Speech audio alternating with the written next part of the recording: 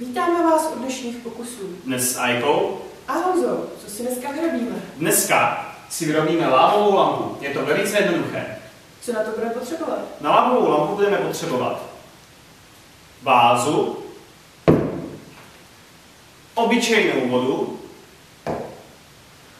potravinářské barvivo, olej a v poslední řadě brčko.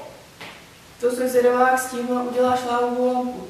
Já žádnou lávovou lampu dělat nebudu. Tu vyrobíš ty. Tak dobře. Teď si vezmi vázu opatrně a nalej do ní trošičku vody.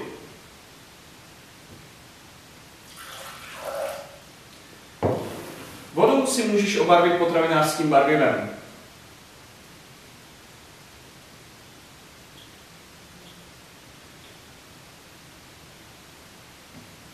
Tak, teď zbytek nádobí dolej olejem.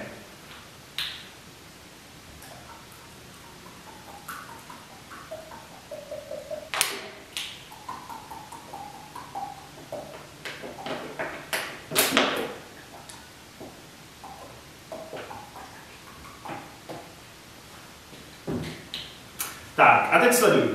Já si vezmu brčko, budu foukat a ty sleduj, co se bude dít.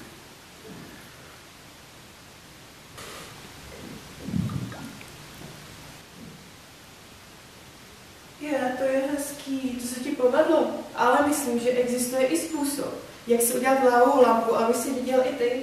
Ale nejdříve to musíme vysvětlit, jak to funguje. Jelikož má olej menší hustotu než voda, tak se drží nahoře a ty, když to foukneš, tak vyfoukneš oxid uhličitý a tím nám bubliny stoupají nahoru i dolů. A my si můžeme vytvořit oxid uhličitý i pomocí šumivé tablety. Takže si jednu vezmi a hoď ji dovnitř. To jsem teda zvědavý.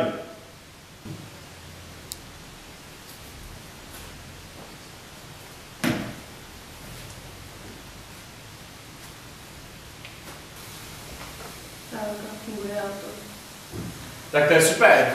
Teď lávovou lampu vidím i já.